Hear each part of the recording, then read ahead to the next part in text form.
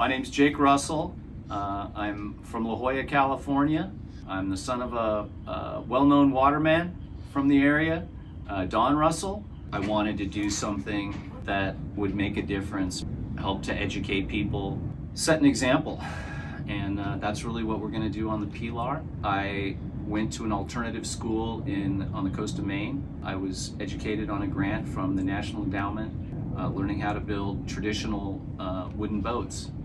I came back to San Diego and built boats for 30 years here, including 2 America's Cups, working for many of the syndicates, a tall ship for the state of California, several other yachts.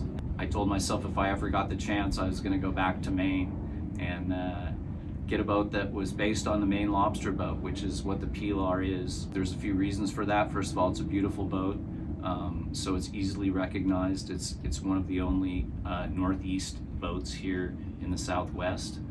Hemingway's boat was named the Pilar. It's pretty well known. It's been restored. It's on the East Coast.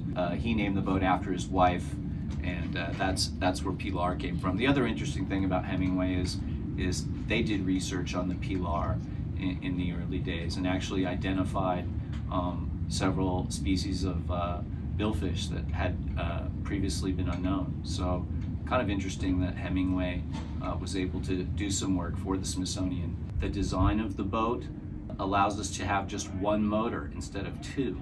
Obviously there's economical advantages of that, a lot less maintenance, less fuel.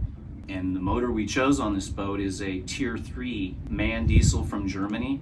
It's as environmentally friendly as a diesel can be right now. Doesn't smoke, doesn't use all its cylinders if it doesn't need to.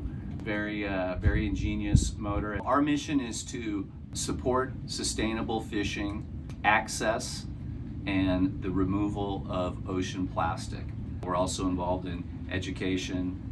To start with sustainable fishing, obviously there's families that have been around here fishing commercially that have been fishing sustainably, and so we try to support them and let other people know where they can purchase their product, their fish. Also, as far as the sport fishermen go, we support the regulations that the state gives us to go fishing, and hopefully they're in line. Sometimes they're not, and we have to go to the state, tell them, look, we should limit these fish or give us access to another fish that comes back, and the access to the resource.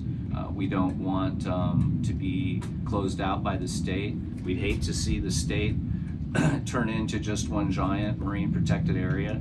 I don't think that's necessarily serves anyone. 3030 comes along starting next February. We can help fishermen get a seat at the table, which currently we don't have. Work with the researchers and the others involved in 30 for 30 and make sure that all the stakeholders are represented. So as far as the research work, really what our prime objective is to tag pelagic fish. We're trying to use archival tags, PSAT tags they're called, and along with spaghetti tags. They provide a history of where the fish travels, the depths that it goes. Gives us a little bit of a window into the life of these fish, and again, it's straight up data collection. That's really all that is. We'd like to see that come a little more mainstream. We'd like to see more of it. I think there's room with technology to come up with some alternative tags that would allow us to follow fish schools, follow whales, for example, to know where they are at all times. I see that coming at some point. As far as the other sciences go, we're interested in offering a platform for science. So if a grad student has a project or a researcher at Scripps needs to go out and do some water sampling or fish sampling or anything like this, we will make the Pilar available for them, whether they have grant money for it or not. We would cover the expenses to use the boat for science here, and that's something that we'll promote and continue to do, whether it's diving, water samples, anything to do with the microplastics, what's happening with them in the fish's diet, and what the possible repercussions could be for the resource, the fish, and for us.